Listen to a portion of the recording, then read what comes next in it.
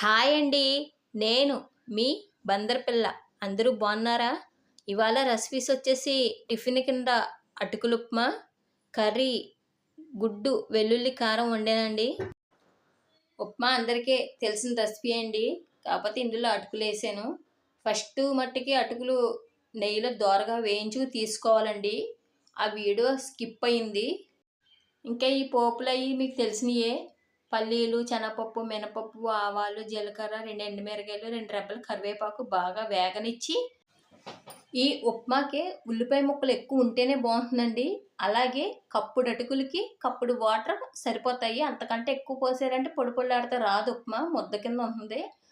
Vegetables అన్నా కావాలంటే వేసుకోవచ్చండి. కానీ ఈ అటుకుల ఉప్మా ఇలా ఉంటేనే బాగుంటుంది. సింపుల్గా అయిపోయి రెసిపీ పొద్దున్నే స్కూల్లో హడావిడి ఉన్నప్పుడు ఒకసారి ట్రై చేయండి. ఉప్మాలంటేనే సింపుల్, ఇది ఇంకా సింపుల్గా అయిపోతుంది. అటుకులు స్వీటు హాట్ ఏమైనా వెరైటీస్ కావాలంటే కామెంట్ చేసేయండి. ఎంతకే ఈ అటుకుల్ని ఇంగిలి పీస్లో ఏమంటారంటారు? వెల్లుల్లి గుడ్డి కారం అండి. మీకు ఎన్ని కోడిగుడ్లు కావాలో అన్ని ఉడకబెట్టుకొని నీట్గా పెచ్చి అనేది తీసి నూనెలో దోరగా వేయించుకోవాలండి. చిటికెడు పసుపు వేసి దోరగా వేయించుకుని మిక్సీ గిన్నెలో వెల్లుల్లి, ఎండుమిర్చి, ఉప్పు, పసుపు, కారం కచ్చాపచ్చి వేసి మిక్సీ పట్టుకోవాలండి. అలాగే మీకు ఇష్టమైతే కొబ్బరి ముక్క వేసుకోవచ్చు. కొబ్బరికాయ ముక్క వేసుకున్నా కొంచెం గ్రేవీ ఉంటుంది. ఈ వేగిన కోడిగుడ్లో ఈ మిక్సీ పట్టి మిశ్రమం వేసి దోరగా వేయించుకుని తీసేసుకోవడం అండి. ఈ శీతాకాలం, వర్షాకాలం దగ్గులతో జలుబులతో ఉంటాం కదండి. ఈ వెల్లుల్లి కారం, గోంగూర కారం, కొత్తిమీర కారం, కరివేపాకు కారం ఇలాంటివి చేసుకొని తింటే కొంచెం రిలీఫ్ అనిపిస్తుంది. మరి మీరేమంటారో కామెంట్ చేసేయండి.